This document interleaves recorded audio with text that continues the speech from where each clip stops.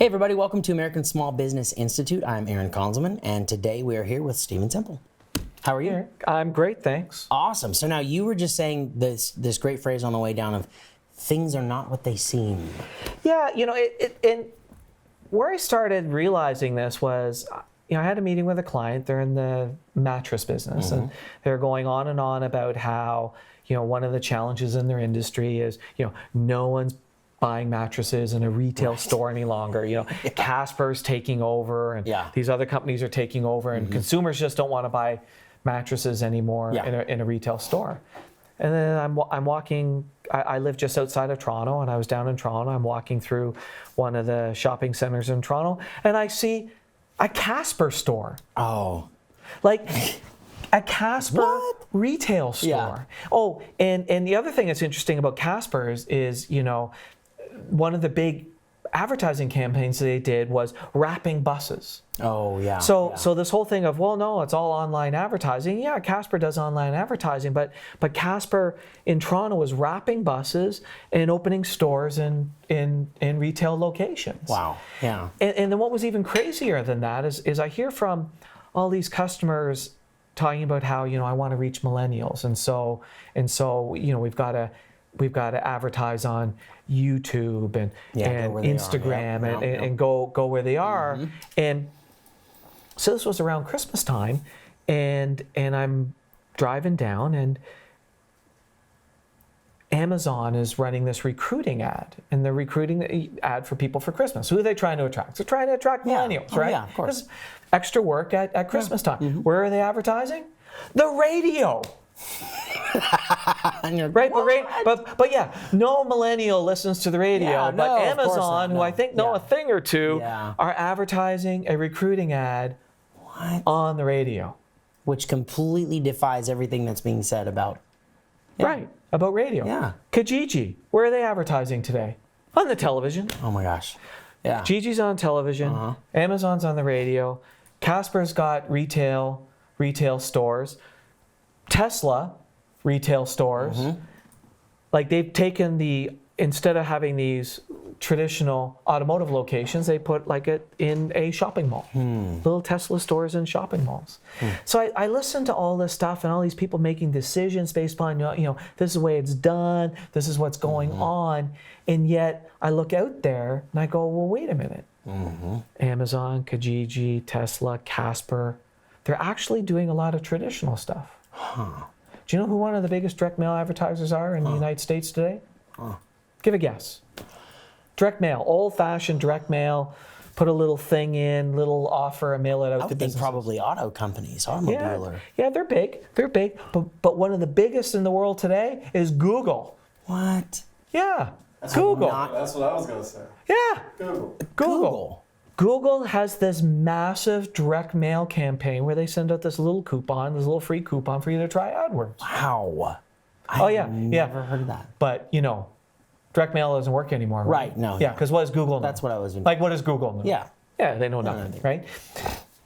Heard from one of the Wizard of Ads partners that Google is also now starting to run these training programs. So they set up these free courses where they teach businesses how to market better. Yeah, do you know what they're doing to promote it? Running radio ads. Wow. That's crazy. Right. Yeah. So Google, Kijiji, Amazon, Casper, Tesla are all doing traditional stuff. Yeah. And yet so many businesses are running around going, oh no, I can't do those things. Those things don't work. Yeah. Have you ever heard of Zoom? Oh, yeah. Use it all the time. Yeah, use it all the time, right? Yeah. Do you know where Zoom does a lot of its advertising? Billboards.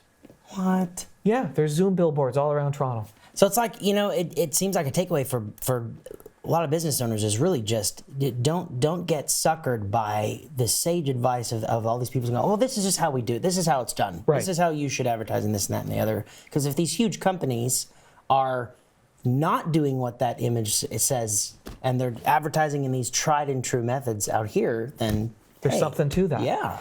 And here's what I think's going on. And this is, I think, where the challenge is.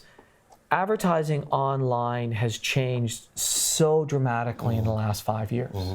I remember when I first started running online campaigns, 10 years ago, you could buy clicks dirt cheap. I had campaigns that were penny clicks. And I tell you, when you're paying a penny, you can waste a whole hell of a lot of clicks. You can go insane on it. Even when the price went up to 10 cents, and even when it went up to $1, it's like, yeah, whatever.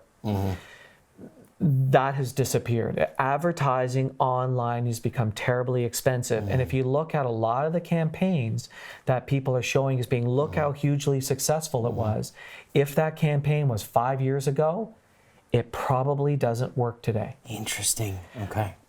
Have you guys had Ryan Dice on doing? Yeah, we've done a few videos for Ryan. Yeah, and Ryan talks about that. Ryan will talk about how the expensive part in online advertising is that first acquisition. That first acquisition is actually really expensive.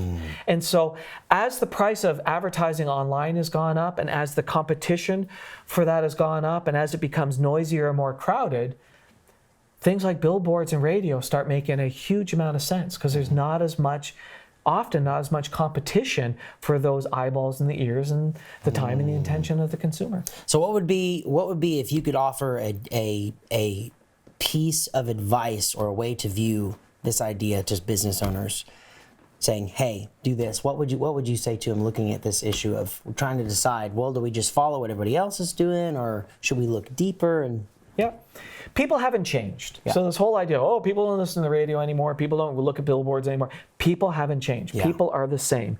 People have not changed. So get away from that mindset. And also, look, I love the line, no one shops in malls any longer, and yet you can't get a parking spot in the mall. Be realistic, be open, be observant, look around, watch what people are doing, but be open-minded to it. People haven't changed. And then in part of your methodology, instead of getting hung up with, I want to talk to the right people at the right time with the right media, spend a lot more time thinking about your message. We've talked about that over and over. If you've got an awesome message, it will work on billboards. It will work on radio. It will work everywhere. If you spend more time working on that message, the media becomes less important. From my perspective, then when you're selecting media, really look at the price of the media. And really sit there and think about what is it costing for me to get those repetitions and in front of the people and whatnot. And I think when you do that, often what you see is a lot of the traditional media looks pretty kick-ass in comparison. Awesome. So be observant and look beyond the curtain to what's really going on. There you go. Awesome, man. Because the world is not as it appears. That's right. Not as it appears. All right. We'll see you guys next week. Thank you.